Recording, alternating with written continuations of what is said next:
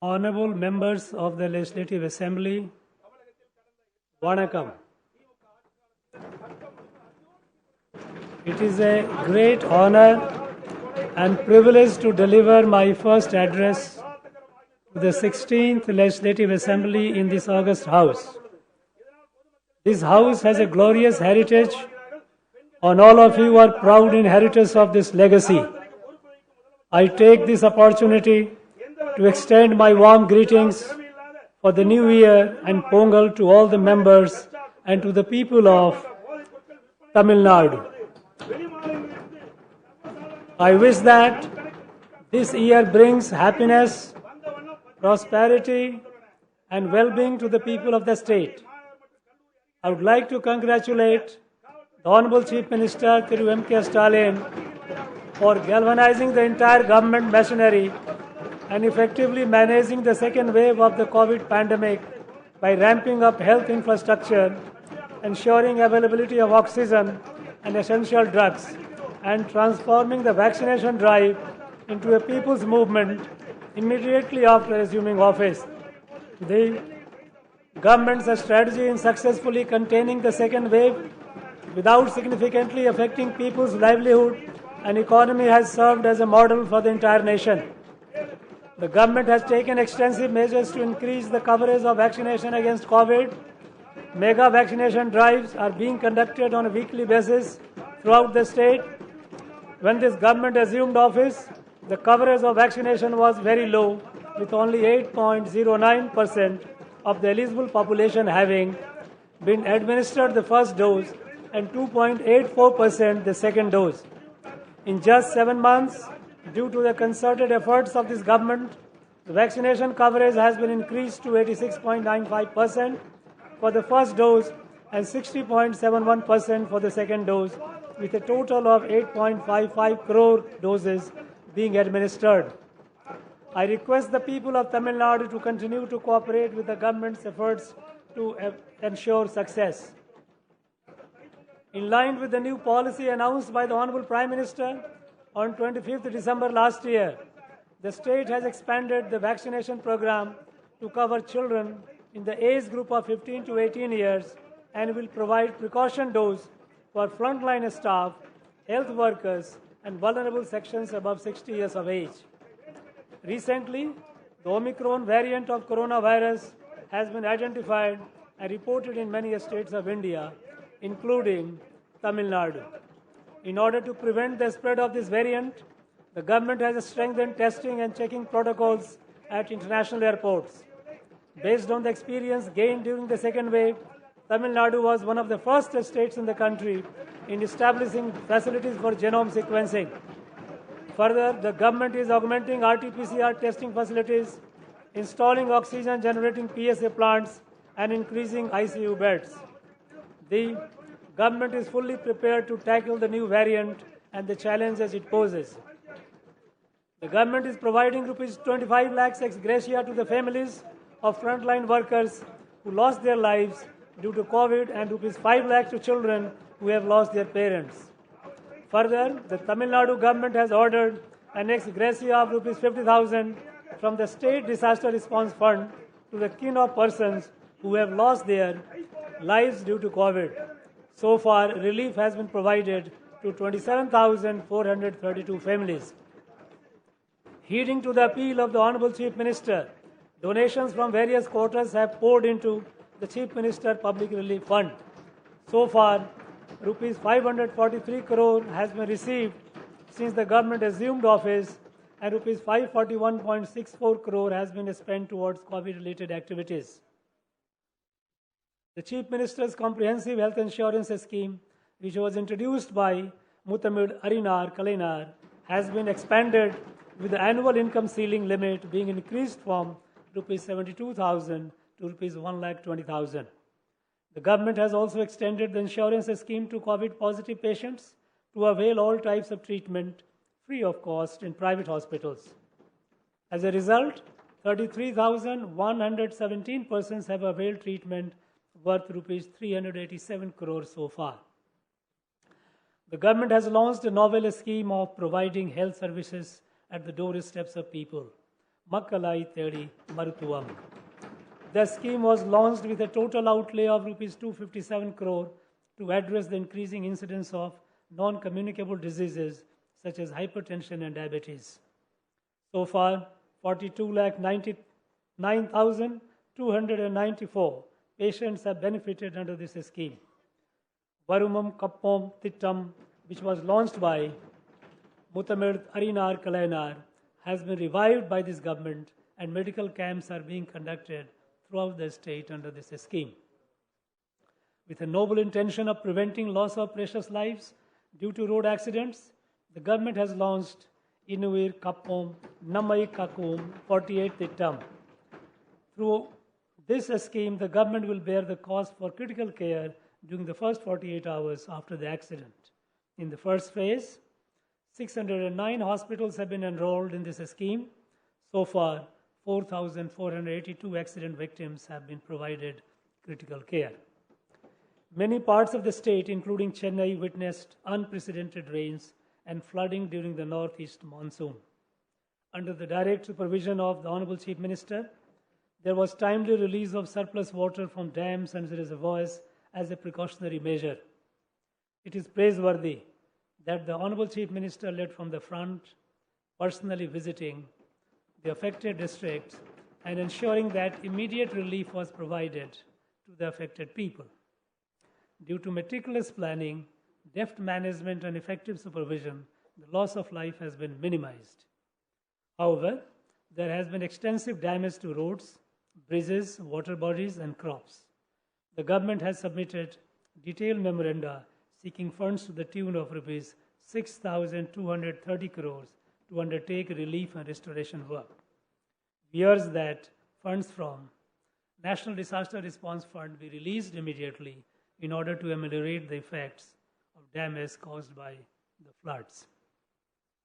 In order to suggest permanent measures to prevent inundation of Chennai, an advisory committee has been constituted to give recommendations on long-term mitigation and management of flood risk. This government will implement the permanent measures recommended by the committee to prevent inundation and consequent damages. The government will distribute a gift hamper for Pongal containing 19 grocery items and sugarcane to all 2.15 crore rice ration card holders in the state at a total cost of rupees 1,297 crore, so that the people who were severely impacted by the second wave of COVID and unprecedented rains can celebrate the Pongal festival with joy. The GST compensation regime is coming to an end on 30 June 2022. After the introduction of GST, the state was not able to realize the high growth of tax collection that it had witnessed during the VAT regime. The COVID pandemic has further exacerbated this problem. The state's revenues are yet to recover, and it would adversely impact the state finances if the compensation is not extended for at least 2 more years.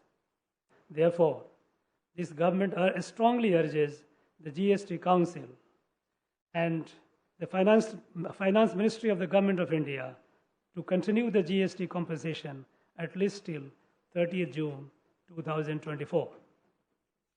It is the vision of the Honorable Chief Minister to make Tamil Nadu a $1 trillion economy by the year 2030.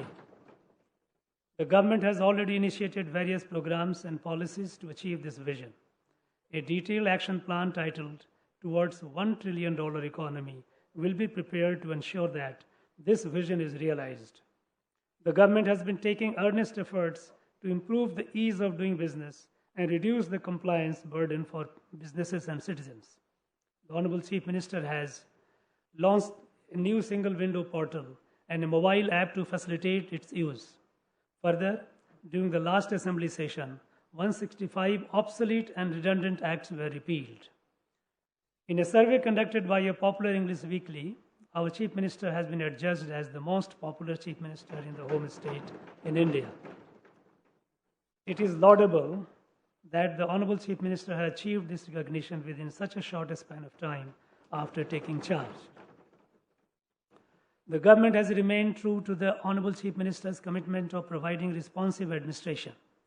At the end of the first 100 days of Ugal Togutil Mudatarmaichar scheme, the government has successfully redressed 229,216 petitions. To continue this good governance practice, the government has created a separate department, Mudalavarin Mugavari, under the direct supervision of the Honorable Chief Minister by the integrating Ungal Togutil Mudalmaichar department with CM Cell. The government is committed to uphold the glory of Tamil language. Muthamil Arinar Kalayanar had declared that the song Nirarum Kadaludut, penned by Manomaniyan Sundarnar, should be sung as Tamil Thai Vardu in government programs. This government has officially declared Tamil Thai Vardu as Tamil Nadu's state song and has mandated that it should be sung in an appropriate manner at the beginning of all events in educational institutions, universities, government offices, and public institutions. Steps will be taken to encourage this practice even in private institutions. Through the Engum Tamil Edulum Tamil scheme, the uses of Tamil language will be popularized in all government institutions, private schools, shops, and commercial establishments. Necessary guidelines will be framed under the Tamil Nadu Official Language Act 1956 to implement this scheme. In order to encourage the students studying in Tamil medium, 100 textbooks in various subjects in professional courses are being translated into Tamil. The government has declared January 12 as World Tamil Diaspora Day, which will be marked by special events every year. Steps will be taken to bring together all Tamil welfare associations in different countries and in other states of India on a single platform. This will help the non-resident Tamils to be in touch with their roots and also facilitate their investment in the state. The Thai Man scheme will enable non-resident Tamils to participate in the development of infrastructure in their native places. The government is committed to promote the welfare of Sri Lankan Tamils in the state. Orders have been issued for constructing 3,510 houses in the first phase at a cost of Rs 176 crore to improve living conditions in rehabilitation camps. Further, the Honorable Chief Minister has launched several schemes, including increase in cash assistance, skill training, and a scholarship, free clothes and utensils, and free gas connections for Sri Lankan Tamils. The government accords highest priority to effective maintenance of law and order in the state. 2 new police commissionerates have been created in Awadhi and Tambaram to improve policing in the Greater Chennai region. For their invaluable contribution in the effective management of COVID, 1.17 lakh police personnel were awarded Rs 5,000 each as incentive. This government places high priority on the safety of women and children. The Tamil Nadu State Policy for Children 2021 has been launched for the overall well-being of children, particularly to prevent crimes against them. This government will undertake stringent measures to prevent sale of drugs near educational institutions. This government places high priority on the welfare of farmers and development of agriculture. Due to timely desilting of channels, release of water from Mettur Dam as per schedule, and implementation of Kuruvai package for Rs 61 crore, a record paddy coverage of 4.9 lakhs acres has been achieved in the Kuruvai season this year. To provide succor to the farmers who suffered paddy crop loss due to the recent torrential rains, the government has announced a compensation of Rs 6,038 per hectare for purchase of necessary inputs to enable replantation by farmers.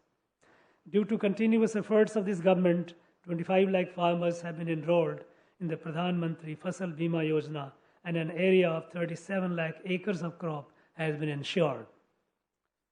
This government is committed to protect and preserve the state's rich biodiversity and natural resources.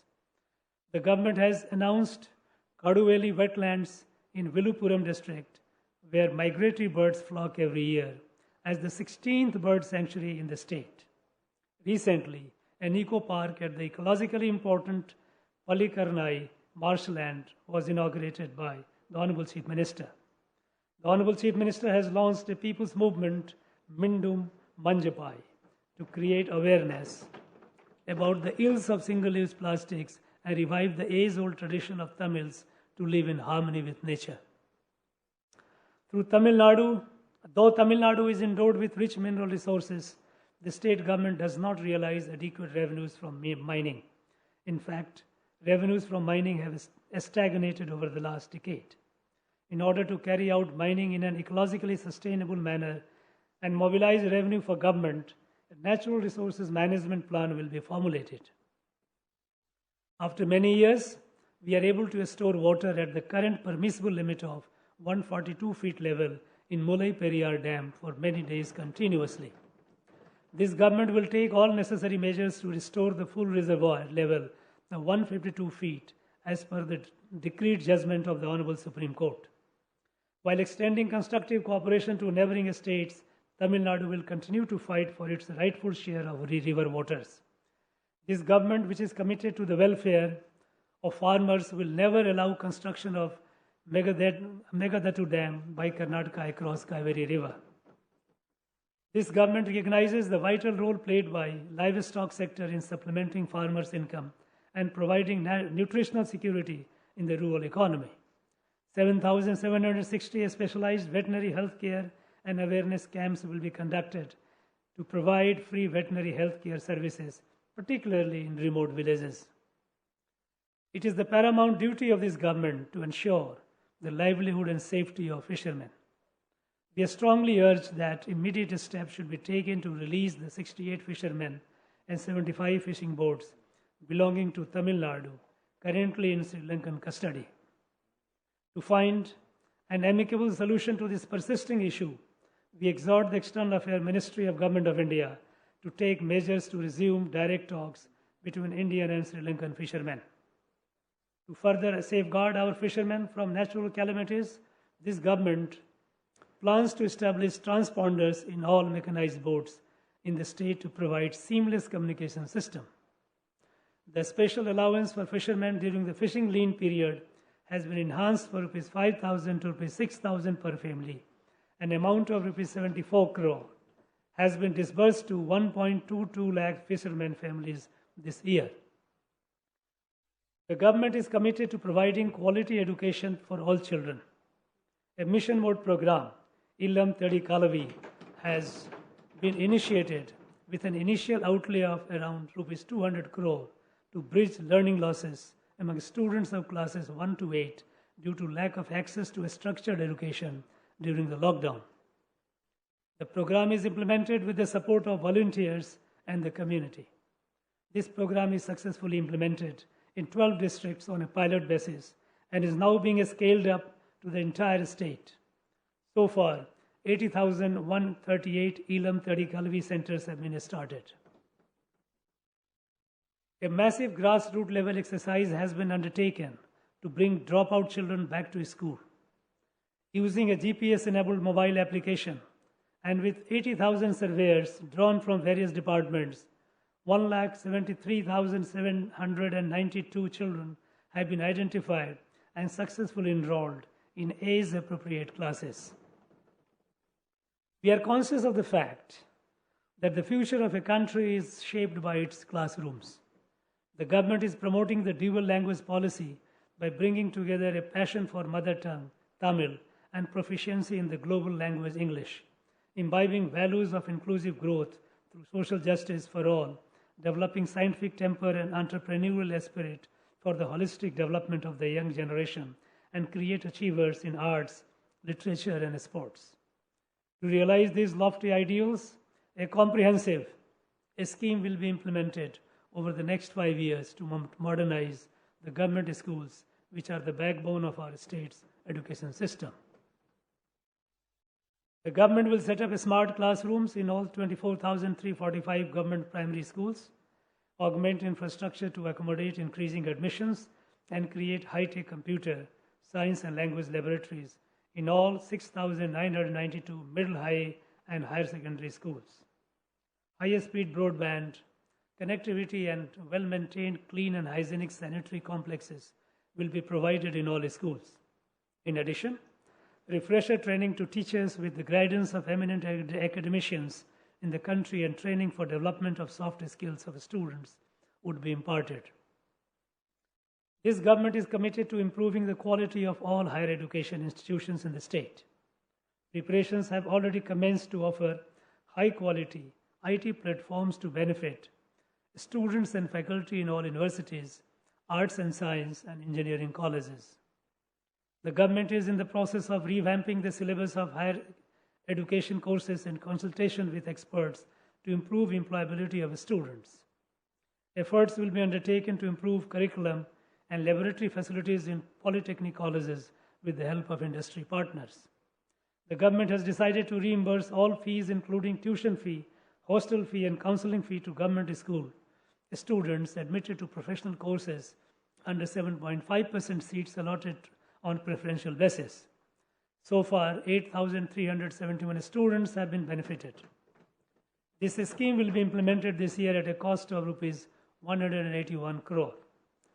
The government envisions a data-driven decision support infrastructure for improving governance.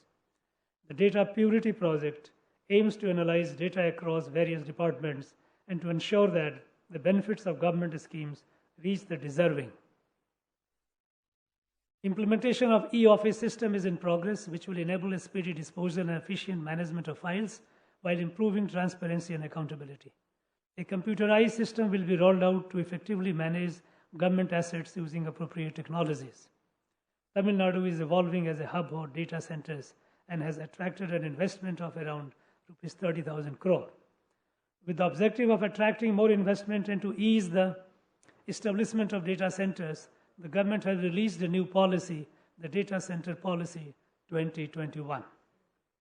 The government is committed to making Tamil Nadu the most preferred investment destination in South Asia. 3 investment conclaves have been conducted in the last 7 months, resulting in 109 MOUs being signed with a cumulative investment of Rs 56,230 crore and a potential employment generation of 174,999 persons. So far, projects to the tune of Rs 21,588 crore have commenced. It is commendable that the state should attract such large investment during the COVID pandemic and is a testimony to the faith reposed by investors on the government.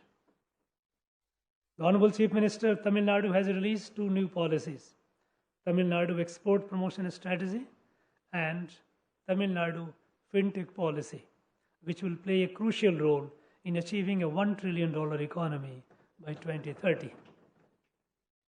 The medical devices industry has been identified as a sunrise sector, and in order to develop a comprehensive ecosystem for this industry, the government is establishing a medical devices park at Oragadam, spanning 150 acres.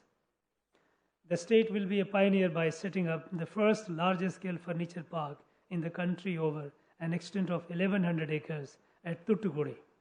The government has announced an attractive package of incentives for the industrial units coming up in this park. I am delighted to inform that the first phase of the park will be launched by the Honorable Chief Minister later this month. These 2 parks will generate employment for around 3 lakh persons. The MSME sector is a major contributor to employment and is a vital engine that propels the economic growth of the state. The government is undertaking several measures to mitigate the COVID-induced crisis and the issue of credit availability to the sector. The Tamil Nadu State Credit Guarantee Scheme of this government will not only encourage commercial banks to lend more to the MSMEs, but also spur non-banking financial companies to reduce their cost of lending. The Agro-Industrial Corridor project will commence next year and will address the industrial infrastructure deficit in Kaveri Delta districts by promoting agro-based industries. Tamil Nadu, a Small Industries Development Corporation Limited, has taken up the development of 5 new industrial estates at a cost of Rs 241 crore. It has also significantly reduced the cost of plots in 31 industrial estates to make them affordable to MSME entrepreneurs. This government is taking steps to provide latest courses in government ITIs to train students for emerging industrial sectors in collaboration with national and international agencies. Recognizing the adverse impact of COVID pandemic on weavers, this government has cleared the rebate claim of rupees 160 crore pending since the last 2 years for weavers cooperative societies. Further, several new initiatives have been undertaken, including development of an e-commerce website and TN Kadi mobile app. In order to address the problem of low voltage and overloading and to ensure provision of reliable power supply, 8,905 distribution transformers are being erected throughout the state. In order to help the farmers, the government has announced that it will provide 1 lakh new agriculture service connections this year.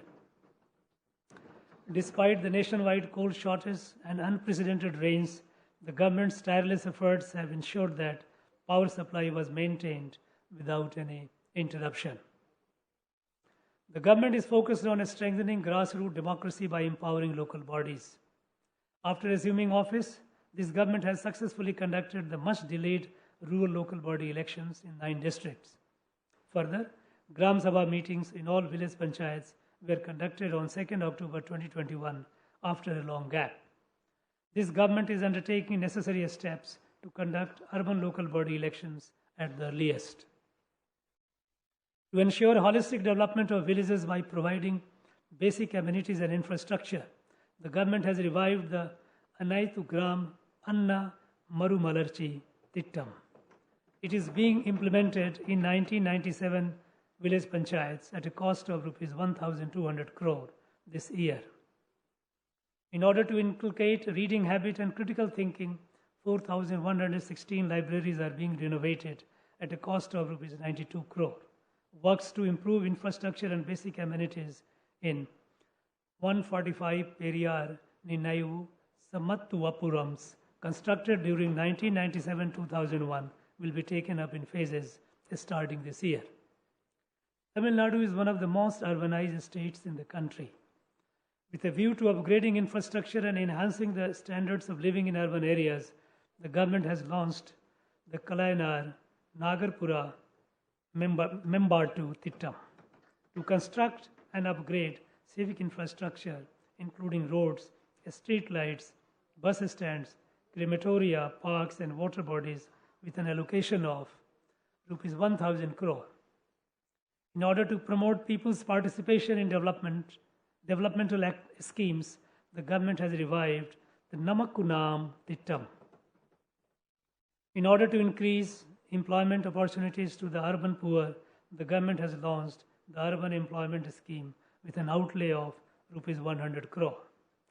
This scheme will not only act as a social safety net, but also aid in creation and maintenance of public assets. So far, 31,620 people have been identified and job cards provided for 18,526 people. The government has laid a special emphasis on development of the capital city Chennai by implementing flagship projects such as Singara Chennai 2.0 at an estimated cost of rupees 500 crore, Chennai City Partnership Program at an estimated cost of US $430 million, and Chennai Metropolitan Area Intelligent Transport System at an estimated cost of rupees 905 crore, which are aimed at transforming civic infrastructure, including roads, transport, stormwater drains, water supply, and public recreational spots. It is the vision of the Honorable Chief Minister to make Tamil Nadu slum-free in the next 10 years. The change in government's approach from clearance of slums to development of urban habitat and improving livelihoods of urban poor is reflected in the renaming of Tamil Nadu Slum Clearance Board to Tamil Nadu Urban Habitat Development Board. In order to make houses more affordable to the urban poor, this government has reduced the amount of contribution payable by beneficiaries and enabled payment in easy monthly installments. Further, a new scheme, Nam Kudirippu Nam Poruppu, is being implemented to ensure proper maintenance of the tenements with the support of resident welfare associations. The government is focused on strengthening the road network in the state to promote economic and social growth. Under the Chief Minister's Road Development Program, works for widening of 894 kilometers of roads at a cost of Rs 2,989 crore have been sanctioned this year. In order to reduce traffic congestion in Chennai, three major works, namely the vehicle underpass on Parangi Malai, Medavakkam Road, multi-level grade separator on Parangi Malai, Pune Mali, Avadi Road, and grade separator at Madhya Kailash Junction at a cost of Rs 407 crore have been sanctioned by the government. The Honorable Chief Minister launched the scheme of free bus travel for women, which has resulted in increase in women ridership from 40% to 61% in past 4 months. The scheme, which has been widely welcomed, will give a thrust to social and economic empowerment of women to ensure multimodal integration and facilitate last-mile connectivity for commuters. Minibus services have been launched from Chennai metro rail stations to different parts of the city. The government will formulate a strategy to revitalize tourism-based economy in the state, leveraging the glorious history, cultural heritage, and pristine natural beauty with which the state is blessed. A new tourism policy, including components to promote adventure tourism, will be released this year. To secure the future of children who have lost both their parents due to COVID, the government is depositing a sum of Rs 5 lakhs in the name of the child in Tamil Nadu Power Finance Corporation. The deposited amount will be paid with accrued interest when the child completes 18 years of age. So far, 287 children have benefited under this scheme.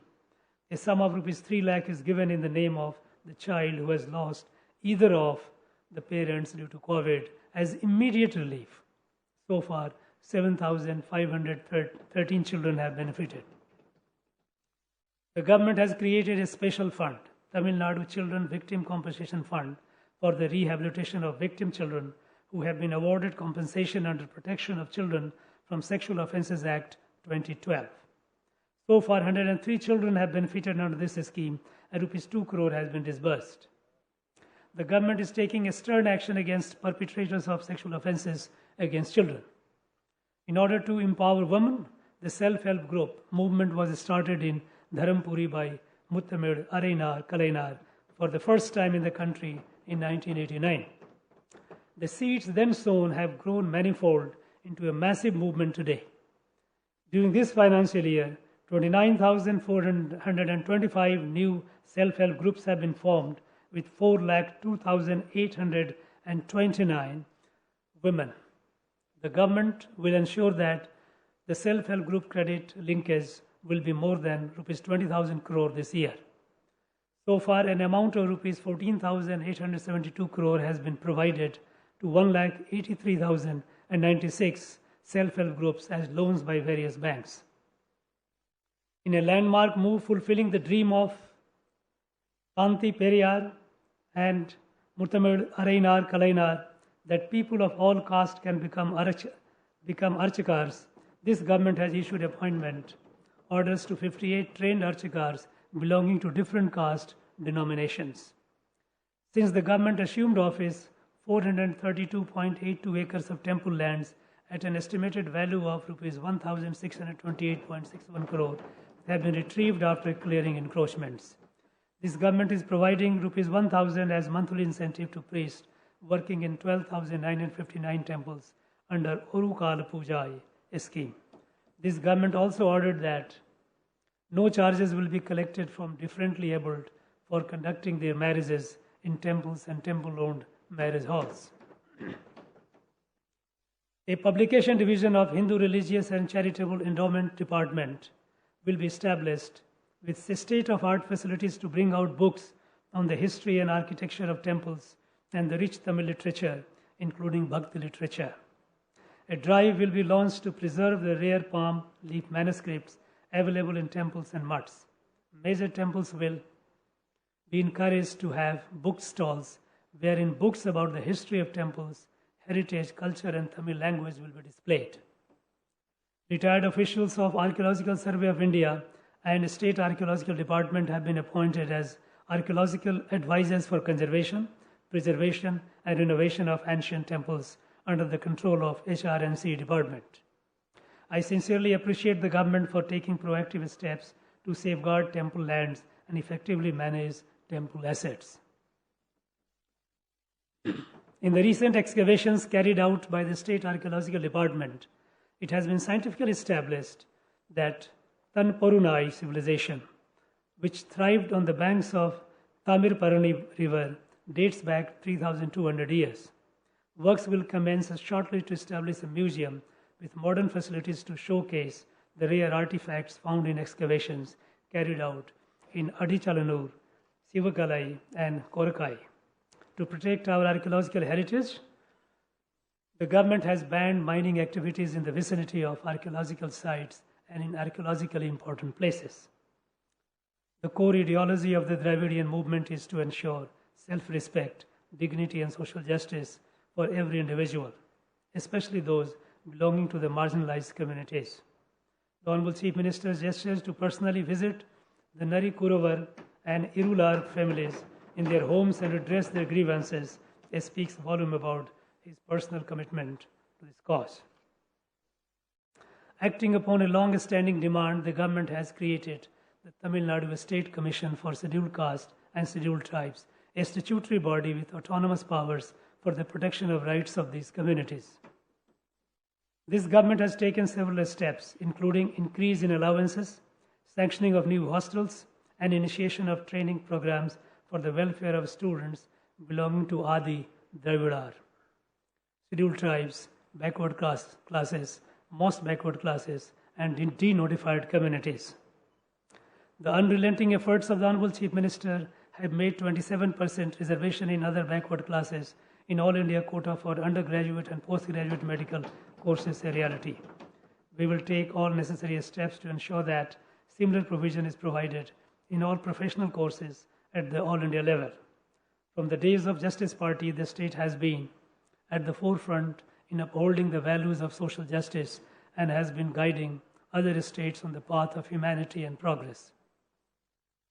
This government will continue to perform this historical responsibility. Entrance exams create an unequal platform by being inherently discriminatory against rural students.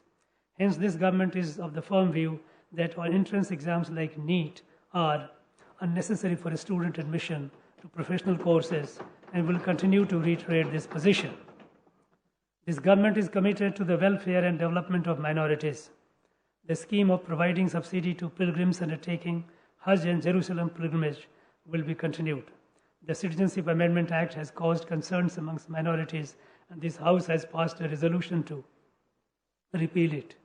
This government will strive to ensure that this resolution comes to fruition. The government is undertaking several measures to improve the livelihood of differently abled persons.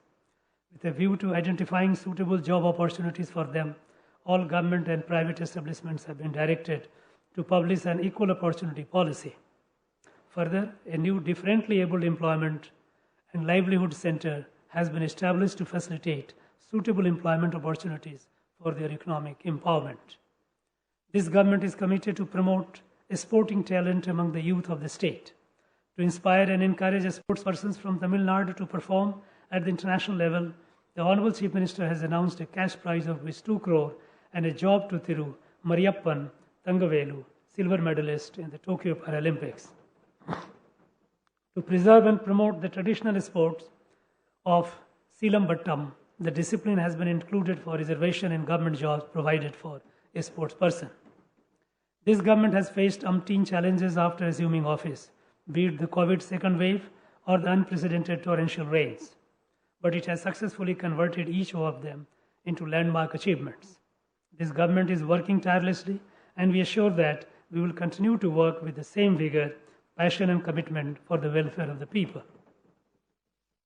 This government is committed to the principles of self-respect, social justice, equality, rational thinking, and empathy.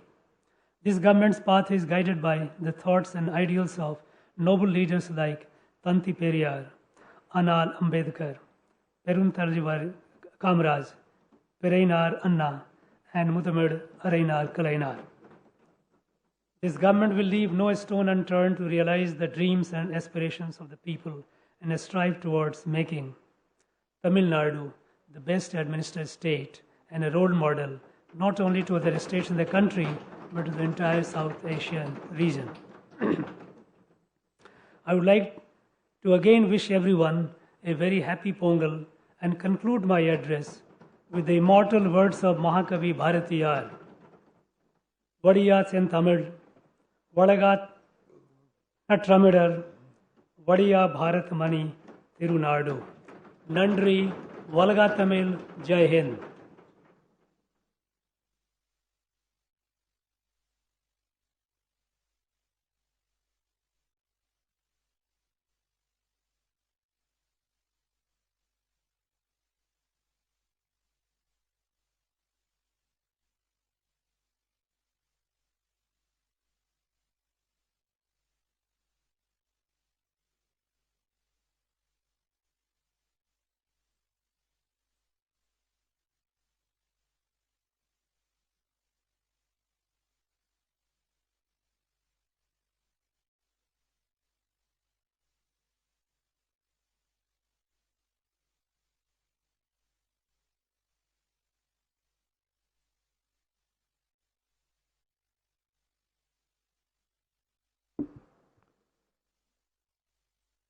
மாண்புமிகு சட்டமன்ற பேரவை உறுப்பினர்களே வணக்கம்.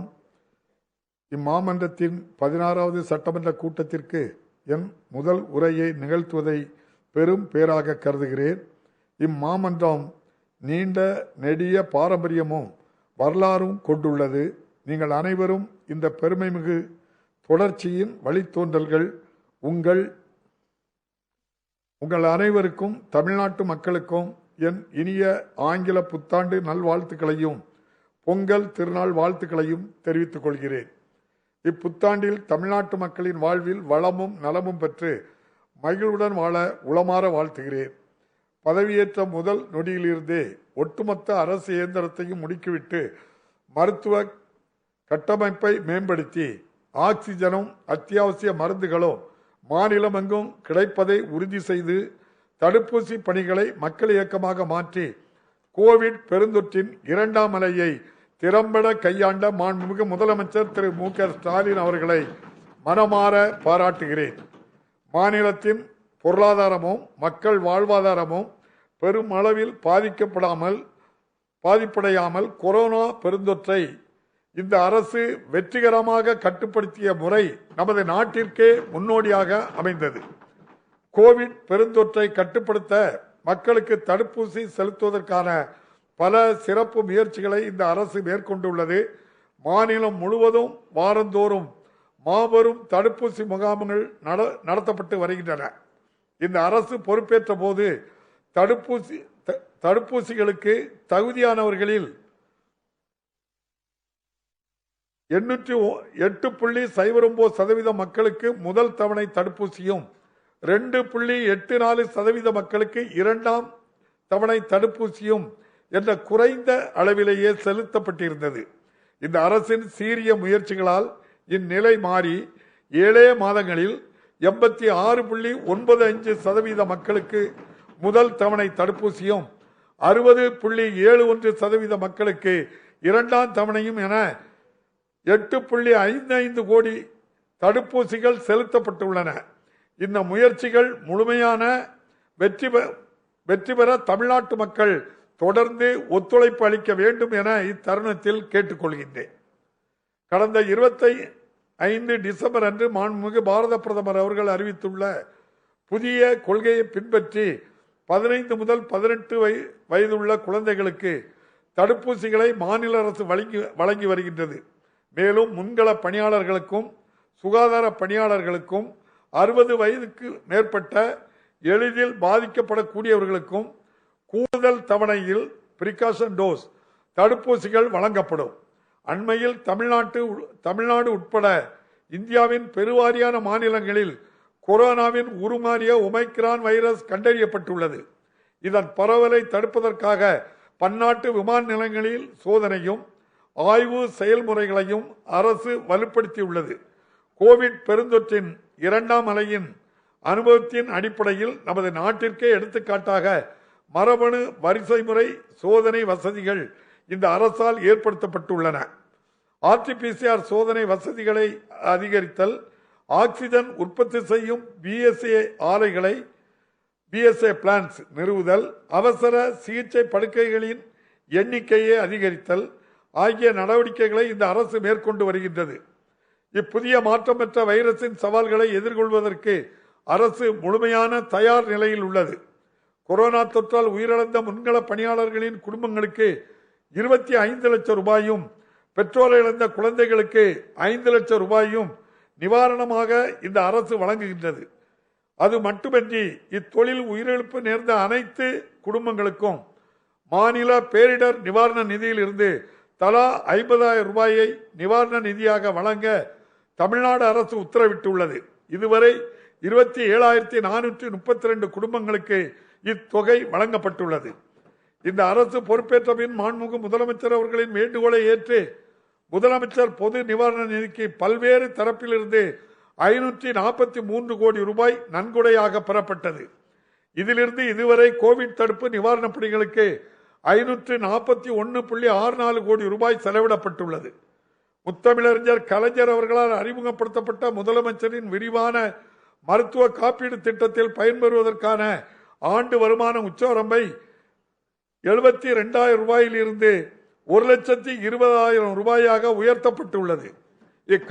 இக்காப்பீட்டு திட்டத்தின் மூலம் Covid தொற்றால் பாதிக்கப்பட்ட நோயாளிகள் தனியார் மருத்துவமனைகளில் அனைத்து சிகிச்சைகளையும் இலவசமாக பெறலாம் என இந்த அரசு அறிவித்துள்ளது.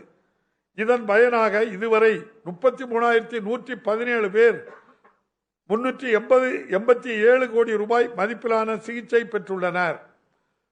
மருத்துவ சேவைகளை மக்களின் இருப்பிடத்திற்கே கொண்டு சேர்க்கும் வகையில் மக்களை தேடி மருத்துவம் என்னும் முன்னோடி திட்டத்தை மாண்புமிகு முதலமைச்சர் அவர்கள் தொடங்கி வைத்துள்ளார்கள். உயர் இரத்த அழுத்தம், சர்க்கரை நோய் போன்ற தொற்றா நோய்களின் தாக்கம் அதிகரித்து வருவதை தடுக்கும் வகையில் மொத்தம் 257 கோடி ரூபாய் செலவில் இத்திட்டம் தொடங்கப்பட்டுள்ளது. இதுவரை 42,99,294 நோயாளிகள் இத்திட்டத்தில் பயனடைந்துள்ளனர். முத்தமிழறிஞர் கலைஞர் அவர்களால் தொடங்கப்பட்ட வருமுன் காப்போர் திட்டத்திற்கு புத்துயிர் அளிக்கப்பட்டு மாநிலமெங்கும் மருத்துவ முகாம்கள் நடத்தப்பட்டு வருகின்றன. சாலை விபத்துகளால் ஏற்படும் விலை மதிப்பற்ற உயிர்களின் இழப்புகளை குறைக்கும் வகையில் இன்னுயிர் காப்போம் நம்மை காக்கும் 48 திட்டம் என்ற உன்னத திட்டத்தை இந்த அரசு தொடங்கியுள்ளது. இத்திட்டத்தின் வாயிலாக விபத்து ஏற்பட்ட முதல் 48 மணி நேரத்திற்குள் அளிக்கப்படும் அவசர சிகிச்சைகளுக்கான செலவை அரசே ஏற்கும். இத்திட்டத்தில் முதல் கட்டமாக 609 மருத்துவமனைகள் பதிவு செய்யப்பட்டுள்ளன. இதுவரை விபத்துகளில் சிக்கிய 4,482 பேர்கள் அவசர சிகிச்சைகளை பெற்றுள்ளனர்.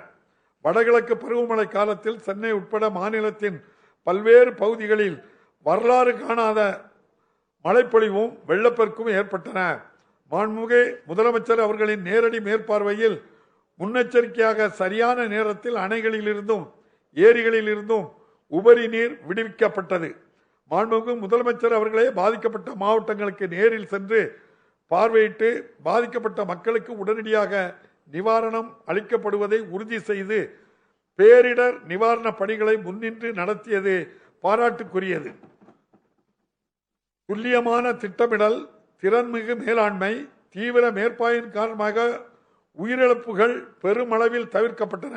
இருப்பினும் சாலைகள், பாலங்கள், நீர்நிலைகள் போன்ற கட்டமைப்புகளும் பயிர்களும் கடுமையாக சேதமடைந்துள்ளன.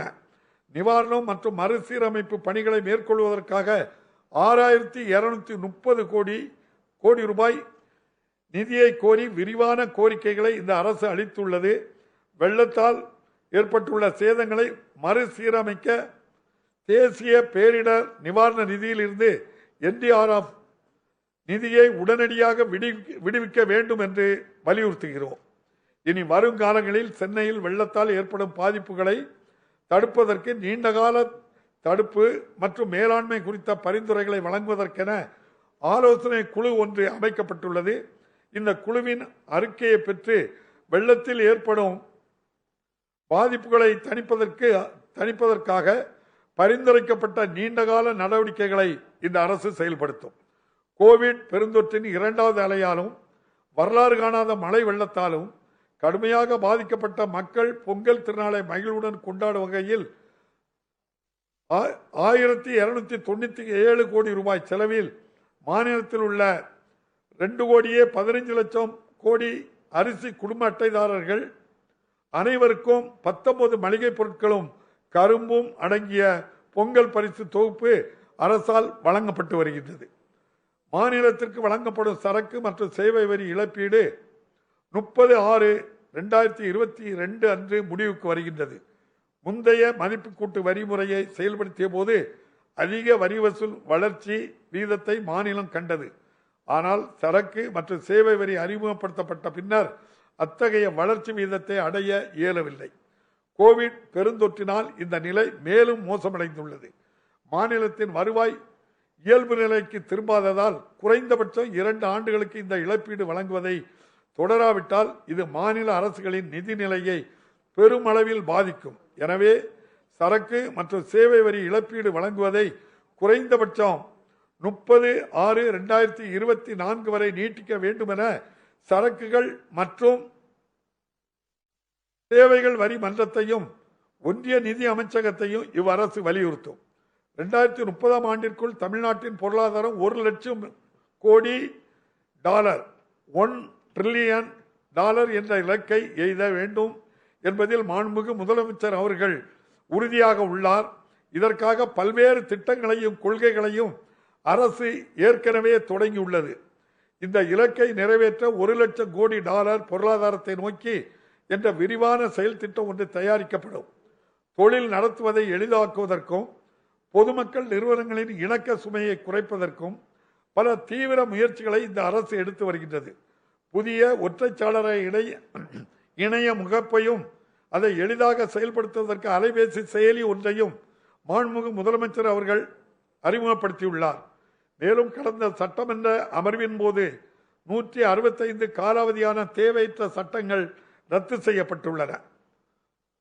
புகழ்பெற்ற ஆங்கில வார இதழ் ஒன்று மேற்கொண்ட ஆய்வில் சிறந்த முதலமைச்சர் என மாநில மக்கள் மனத்தில் இடம்பெற்ற முதலமைச்சர் என்ற தலைப்பில் நமது முதலமைச்சர் இந்தியாவிலேயே முதலிடத்தை பெற்றுள்ளார்.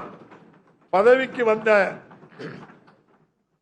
மிக குறுகிய காலத்திலேயே இத்தகைய சாதனை புரிந்துள்ளது மிகவும் பாராட்டிற்குரியது.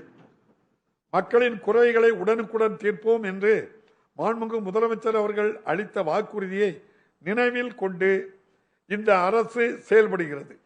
உங்கள் தொகுதியில் முதலமைச்சர் திட்டத்தின் மூலம் 100 நாட்கள் முடிவில் 2,29,216 மனுக்களுக்கு மன நிறைவு அளிக்கும் வகையில் தீர்வுகள் காணப்பட்டன. அரசின் இந்த சீரிய நிர்வாகம் சிறப்புற தொடரும் நோக்கத்தில் உங்கள் தொகுதியில் முதலமைச்சர் துறையையும் முதலமைச்சரின் தனிப்பிரிவையும் சிஎம் செல் இணைத்து மாண்புமிகு முதலமைச்சர் அவர்களின் நேரடி மேற்பார்வையின் கீழ் முதல்வரின் முகவரி என்ற தனித்துறை ஒன்றை இந்த அரசு உருவாக்கியுள்ளது. தமிழ் மொழியை போற்றி அதன் செம்மையை நிலைநாட்டுவதில் இந்த அரசு உறுதியாக உள்ளது. மனோன்மணியம் சுந்தரனார் அவர்களை இயற்றிய நீராறும் கடலுடுத்த என்ற பாடலை தமிழ்தாய் வாழ்த்தாக அரசு நிகழ்ச்சிகளில் பாட வேண்டும் என்று முத்தமிழறிஞர் கலைஞர் அவர்கள் அறிவித்தார். இப்பாடலை தமிழ்நாட்டின் மாநில பாடலாக ஸ்டேட் சாங் அதிகாரப்பூர்வமாக அறிவித்து இந்த அரசு ஆணையிட்டுள்ளது. அதன்படி கல்வி நிறுவனங்கள், பல்கலைக்கழகங்கள், அரசு அலுவலகங்கள், பொது நிறுவனங்கள் ஆகியவற்றில் நடைபெறும் அனைத்து பொது நிகழ்ச்சிகளின் தொடக்கத்தில் தக்க முறைப்படி தமிழ்தாய் வாழ்த்து கட்டாயமாக பாடப்பட வேண்டும். தனியார் அமைப்புகளிலும் இத்தகைய நடைமுறையை ஊக்குவிப்பதற்கு உரிய நடவடிக்கைகள் எடுக்கப்படும்.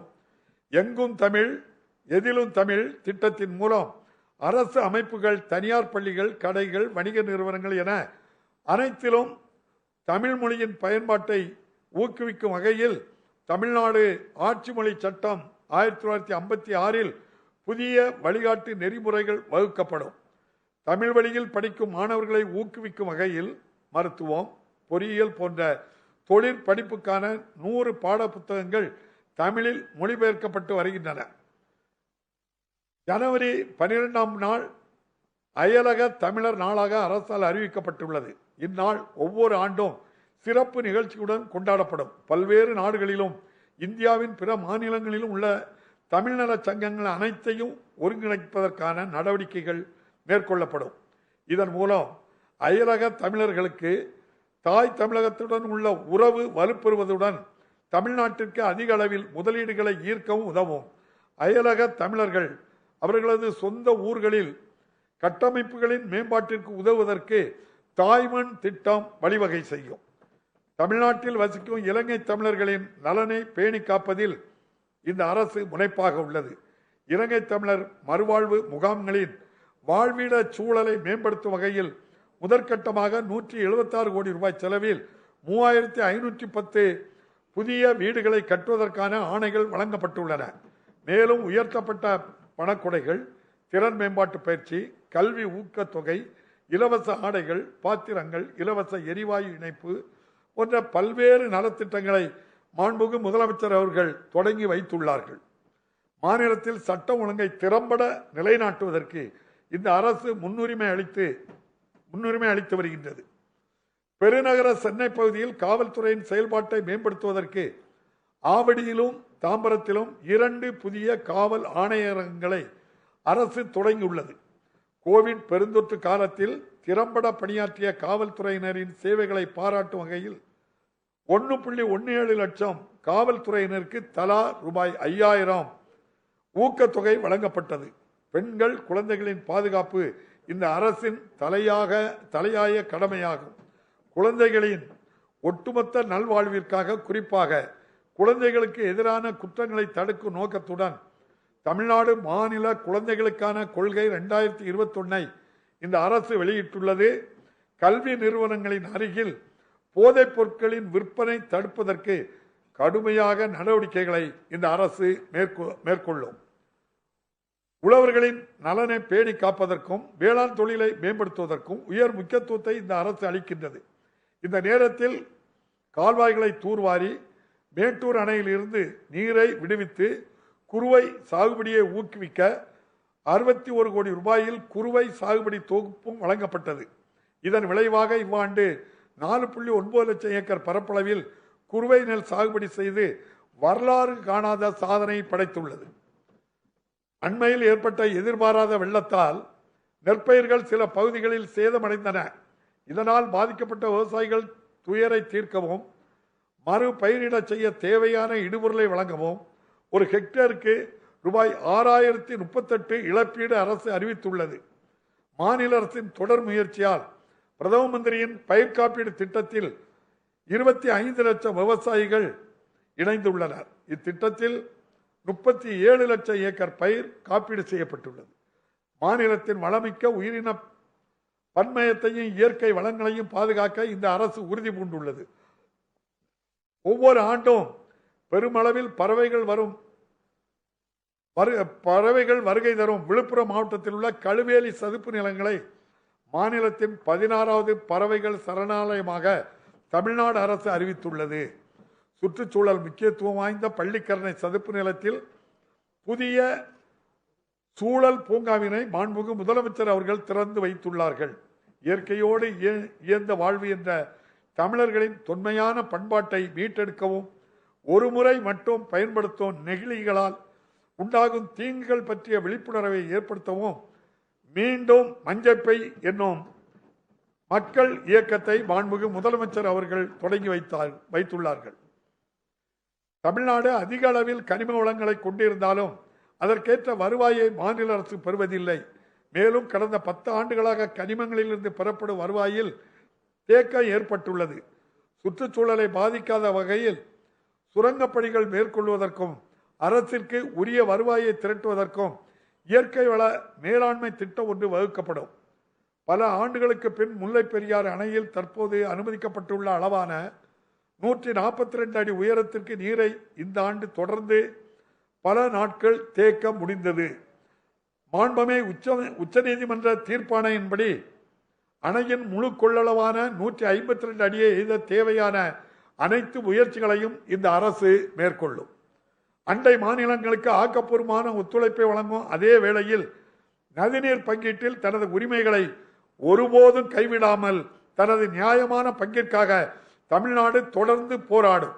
காவிரி ஆற்றில் கர்நாடக அரசால் மேகதாதுவில் அணை கட்டும் திட்டத்தை உழவர்களின் நலன் மீது அக்கறை கொண்ட இந்த அரசு ஒருபோதும் அனுமதிக்காது.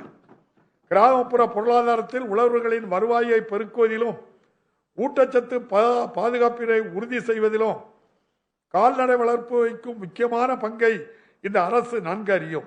இலவச கால்நடை மருத்துவ வசதிகளை வழங்குவதற்காக குறிப்பாக தொலைதூர கிராமங்களில் 7760 சிறப்பு கால்நடை மருத்துவ விழிப்புணர்வு முகாம்கள் நடத்தப்படும். நமது மீனவர்களின் வாழ்வாதாரத்தையும் பாதுகாப்பையும் உறுதி செய்வது இந்த அரசின் முக்கிய குறிக்கோளாகும். தற்போது இலங்கையில் காவலில் உள்ள தமிழ்நாட்டைச் சேர்ந்த 68 மீனவர்களையும் 75 மீன்பிடி படகுகளையும் விடுவிப்பதற்கு தேவையான அனைத்து நடவடிக்கைகளையும் உடனடியாக எடுக்க வேண்டும் என்று வலியுறுத்துகின்றோம். தொடர்ந்து ஏற்படும் இந்நிகழ்வுகளுக்கு சுமூகமான தீர்வு காண இந்திய மீனவர்களுக்கும் இலங்கை மீனவர்களுக்கும் நேரடி பேச்சுவார்த்தை மீண்டும் தொடங்க ஆவணம் செய்ய வேண்டும் என்று வெளியுறவுத்துறை அமைச்சகத்தை கேட்டுக்கொள்கிறோம். மேலும் இயற்கை சீற்றங்களில் இருந்து நமது மீனவர்களை பாதுகாப்பதற்காக தடையில்லா தகவல் தொடர்பு அமைப்புகளை வழங்க மாநிலத்தில் உள்ள அனைத்து இயந்திர படகுகளிலும் தகவல் தொடர்பு கருவிகளை டிரான்ஸ்பாண்டர்ஸ் நிறுவ இந்த அரசு திட்டமிட்டுள்ளது. மீன்பிடி குறைவு காலத்தில் மீனவர்களுக்கு வழங்கப்படும் சிறப்பு உதவித்தொகை ஒரு குடும்பத்துக்கு ரூபாய் 5000 இருந்து 6000 ரூபாயாக உயர்த்தப்பட்டு இந்த ஆண்டில் 1.22 லட்சம் மீனவர் குடும்பங்களுக்கு ரூபாய் 74 கோடி ரூபாய் வழங்கப்பட்டுள்ளது. அனைத்து குழந்தைகளுக்கும் தரமான கல்வியை வழங்குவதில் அரசு உறுதியாக உள்ளது.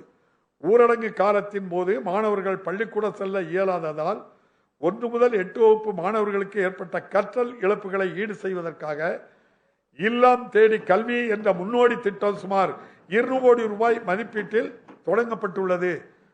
மக்களின் பங்களிப்புடன் தன்னார்வலர்கள் மூலமாக 12 மாவட்டங்களில் முன்மாதிரி அடிப்படையில் சிறப்பாக செயல்பட்டு வரும் திட்டம் தற்போது மாநிலம் முழுவதும் விரிவுபடுத்தப்பட்டு வருகின்றது. இதுவரை 80,138 இல்லந்தேடி கல்வி மையங்கள் தொடங்கப்பட்டுள்ளன. இடைநின்ற குழந்தைகள் மீண்டும் பள்ளிக்கு அழைத்து வருவதற்கான நடவடிக்கை பெருமளவில் மேற்கொள்ளப்பட்டுள்ளன.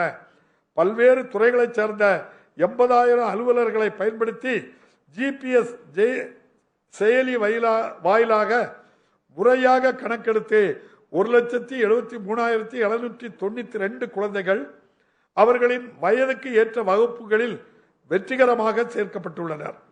ஒரு நாட்டின் எதிர்காலம் வகுப்பறைகளில்தான் வடிவமைக்கப்படுகிறது என்பதை நமது அரசு நன்கு உணர்ந்துள்ளது. தாய்மொழி பற்றும் உலகை வெல்ல உதவும் ஆங்கிலமும் இணைந்த இருமொழி கொள்கை அனைவரையும் உள்ளடக்கிய வளர்ச்சியை உறுதி செய்யும் சமூக நீதி பார்வை அறிவியல் வழி சிந்தனையும் தொழில் முனையும் திறனும் படைத்த இளைஞர்கள் சமுதாயம் கலை இலக்கியம் விளையாட்டு என பன்முக திறன் கொண்ட வெற்றியாளர்களை உருவாக்குவதில் ஆகியவற்றை முதன்மை இலக்குகளாக முன்வைத்து செயலாற்றிட பல்வேறு முயற்சிகளை எடுத்து வருகிறோம். இந்த உரிய நோக்கங்களுக்கு செயல் வடிவம் தந்திடும் வகையில் மாநில கல்வி அமைப்பின் முதுகெலும்பாய் திகழும் அரசு பள்ளிகளை நவீனமாக்கிட ஒரு மாபெரும் திட்டம் அடுத்த 5 ஆண்டுகளில் செயல்படுத்தப்படும். தமிழ்நாட்டில் உள்ள 24,345 அரசு தொடக்க பள்ளிகள் அனைத்திலும் திறன்மிகு வகுப்பறைகள் ஸ்மார்ட் கிளாஸ் ரூம்ஸ், உயர்ந்து வரும் மாணவர் சேர்க்கைக்கேற்ப புதிய கட்டடங்கள் 6,992 நடுநிலை உயர்நிலை மேல்நிலை பள்ளிகளிலும் உயர் தொழில்நுட்ப கணினி ஆய்வகங்கள் நவீன அறிவியல் மற்றும் தொழில் ஆய்வகங்கள் அனைத்து பள்ளிகளுக்கும் அகன்ற அலைவரிசை பிராட்பேண்ட் வசதி தூய்மையான பராமரிப்புடன் கூடிய சுகாதார வளாகங்கள் உருவாக்கப்படும். இவை மட்டுமன்றி நாட்டின் தலைசிறந்த கல்வியாளர்களின் வழிகாட்டுதலுடன் ஆசிரியர்களுக்கான புத்தாக்க பயிற்சிகளும் மாணவர்களுக்கான மென்திறன் வளர்ப்பும் பயிற்சிகளும் வழங்கப்படும். மாநிலத்தில் உள்ள அனைத்து உயர்கல்வி நிறுவனங்களின் தரத்தை மேம்படுத்த இந்த அரசு முனைந்துள்ளது. கலை மற்றும் அறிவியல் பொறியியல் கல்லூரிகள், அனைத்து பல்கலைக்கழகங்களில் உள்ள பேராசிரியர்களும் மாணவர்களும் பயனடையும் வகையில் உயர்தர கல்வி தொழில்நுட்ப தளங்களை அமைப்பதற்கான நடவடிக்கைகள் தொடங்கப்பட்டுள்ளன. மாணவர்களுக்கு வேலைவாய்ப்பை உருவாக்கி தரும் வகையில் வல்லுநர்களுடன் கலந்து ஆலோசித்து உயர்கல்வி பாடத்திட்டத்தை மறுசீரமைக்கவும் அரசு முயற்சி செய்து வருகின்றது. இது தவிர தொழில்துறையின் உதவியுடன் பல் தொழில்நுட்ப கல்லூரிகளில் பாடத்திட்டத்தையும் ஆய்வக வசதிகளையும் மேம்படுத்த நடவடிக்கைகள் மேற்கொள்ளப்படும். முன்னுரிமை அடிப்படையில் 7.5% ஒதுக்கீட்டில் பொறியியல் போன்ற தொழிற்படிப்புகளில் சேரும் அரசு பள்ளி மாணவர்களின் கல்வி கட்டணம், விடுதி கட்டணம், கலந்தாய்வு கட்டணம் உள்ளிட்ட அனைத்து கட்டணங்களையும் அரசே ஏற்க முடிவு செய்யப்பட்டுள்ளது. இதனால் இதுவரை 8371 மாணவர்கள் பயனடைந்துள்ளனர். இவ்வாண்டில் இத்திட்டத்தை செயல்படுத்த 181 கோடி ரூபாய் செலவிடப்பட்டுள்ளது. தரவுகளின் அடிப்படையில் முடிவுகளை எடுப்பதற்கான கட்டமைப்பை உருவாக்கி நிர்வாக திறனை மேம்படுத்துவதே அரசின் நோக்கமாகும். பல்வேறு துறைகளின் தரவுகளை ஒருங்கிணைத்து ஆராய்வதன் மூலம் அரசு திட்டங்களின் பலன்களை உரிய பயனாளிகளுக்கு கொண்டு செல்வதே தரவு தூய்மை திட்டத்தின் நோக்கமாகும். வெளிப்படைத்தன்மையையும் பொறுப்புணர்வையும் மேம்படுத்தி கோப்புகளின் மீது விரைவாக முடிவெடுக்கவும் மின் அலுவலக முறையை ஆபீஸ் செயல்படுத்துவதற்கான பணிகள் மேற்கொள்ளப்பட்டு வருகின்றன. அரசின் சொத்துக்களை திறம்பட மேலாண்மை செய்வதற்கு தகுந்த தொழில்நுட்பத்துடன் கூடிய கணினிமயமாக்கப்பட்ட அமைப்பு ஒன்றும் செயல்பாட்டிற்கு கொண்டு வரப்படும். தரவு மையங்களில் டேட்டா சென்டர்ஸ் 30,000 கோடி ரூபாய் அளவிலான முதலீட்டை ஈர்த்து தரவு மைய முதலீடுகளின் முகவரியாக தமிழ்நாடு உருவெடுத்துள்ளது. மேலும் அதிக முதலீட்டை ஈர்ப்பதற்கும் தரவு மையங்கள் அமைப்பதற்கும் எளிதாக்குவதற்கும் தரவு மைய கொள்கை 2021 என்ற புதிய கொள்கையை அரசு வெளியிட்டுள்ளது. தெற்காசியாவிலேயே முதலீடுகளுக்கு உகந்த முதல் முகவரியாக தமிழ்நாட்டை மாற்றிட இந்த அரசு உறுதியாக உள்ளது. இந்த அரசு பொறுப்பேற்ற பின் கடந்த 7 மாதங்களில் 3 முதலீட்டாளர்கள் மாநாடுகளை நடத்தியது.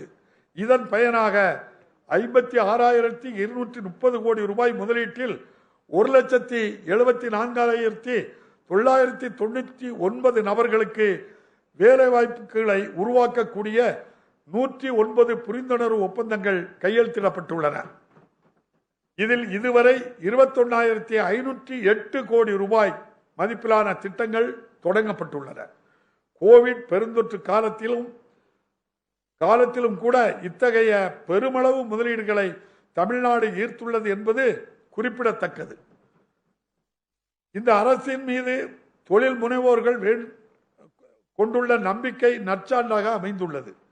தமிழ்நாடு ஏற்றுமதி ஊக்குவிப்பு கொள்கை, தமிழ்நாடு நிதிநுட்ப பின்டெக் கொள்கை ஆகிய 2 புதிய கொள்கைகளை மாண்புமிகு முதலமைச்சர் அவர்கள் வெளியிட்டுள்ளார். தமிழ்நாட்டின் பொருளாதாரம் 2030 ஆண்டிற்குள் $1,00,000 கோடி என்ற இலக்கை அடைய இக்கொள்கைகள் மிக முக்கிய பங்கு வகிக்கும். மருத்துவக் கருவிகள் உற்பத்தி துறை ஒரு வளர்ந்து வரும் துறையாக கண்டறியப்பட்டுள்ளது. இந்த தொழிலுக்கு உகந்த சூழலை உருவாக்குவதற்காக ஒரக்கடத்தில் 150 ஏக்கர் பரப்பளவில் மருத்துவ கருவிகள் பூங்கா ஒன்றை அரசு அமைத்து வருகின்றது.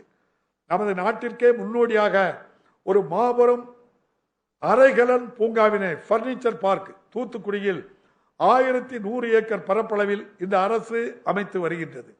இந்த பூங்காவில் தொழில் தொடங்க முன்வரும் முதலீட்டாளர்களுக்கு சிறப்பு சலுகைகள் அறிவிக்கப்பட்டுள்ளன. இந்த பூங்காவின் முதல் கட்ட பணிகளை இம்மாத இறுதிக்குள் மாண்புமிகு முதலமைச்சர் அவர்கள் தொடங்கி வைக்க உள்ளார் என்பதை மகிழ்ச்சியுடன் தெரிவித்துக் கொள்கிறேன். இந்த இரு பூங்காக்கள் மூலம் கிட்டத்தட்ட 3 லட்சம் நபர்களுக்கு வேலை வாய்ப்புகள் உருவாக்கப்படும்.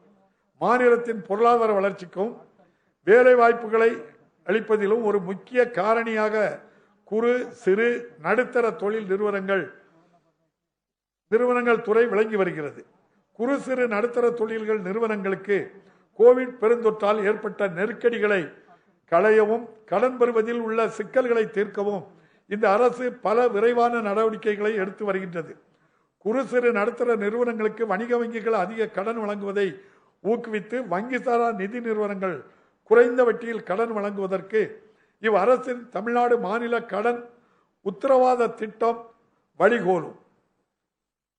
வரும் ஆண்டு தொடங்கப்பட உள்ள வேளாண் தொழில்களுக்கான பெருவழி திட்டம் காவிரி டெல்டா மாவட்டங்களில் வேளாண்மை சார்ந்த தொழில்களை ஊக்குவிப்பதன் மூலம் தொழில் கட்டமைப்பு குறைபாடுகளை நிவர்த்தி செய்யும்.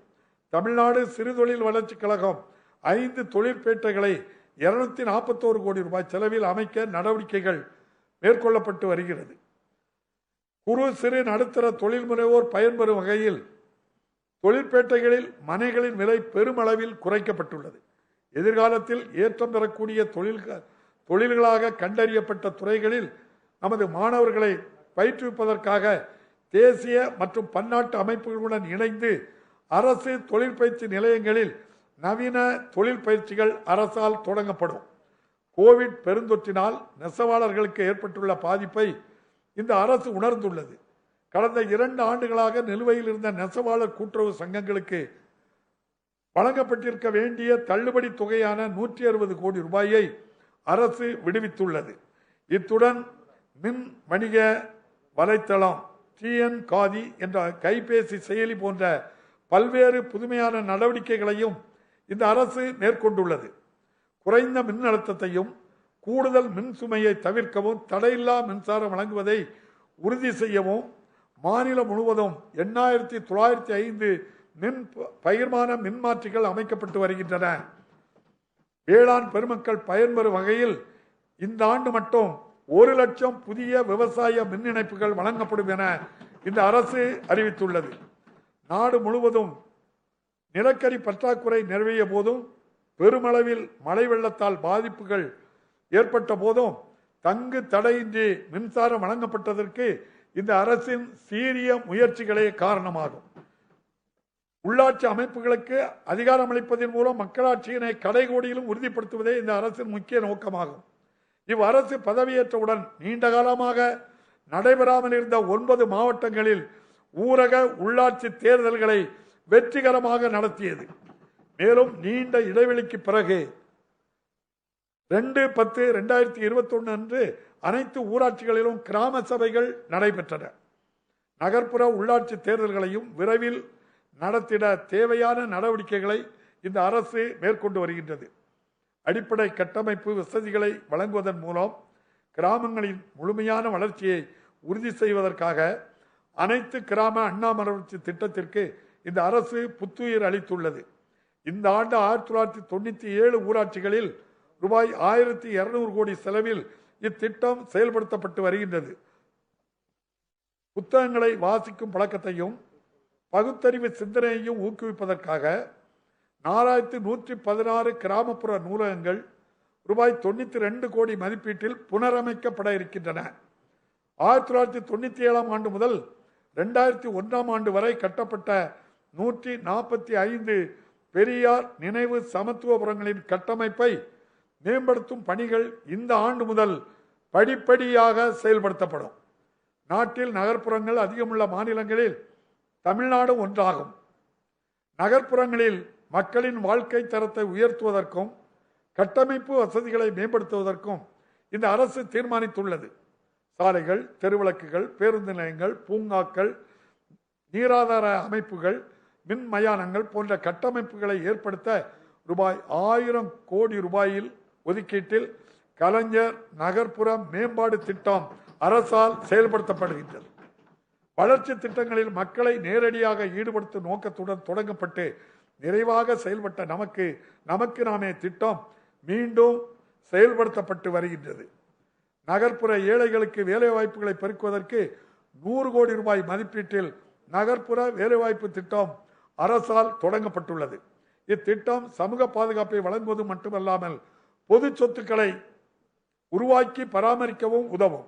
இத்திட்டத்தில் இதுவரை 31,620 நபர்கள் பணிபுரிய கண்டறியப்பட்டு 16,526 நபர்களுக்கு வேலைக்கான அடையாள அட்டைகள் வழங்கப்பட்டுள்ளன. தலைநகர் சென்னையின் வளர்ச்சியில் அரசு தனி கவனம் செலுத்தி வருகின்றது.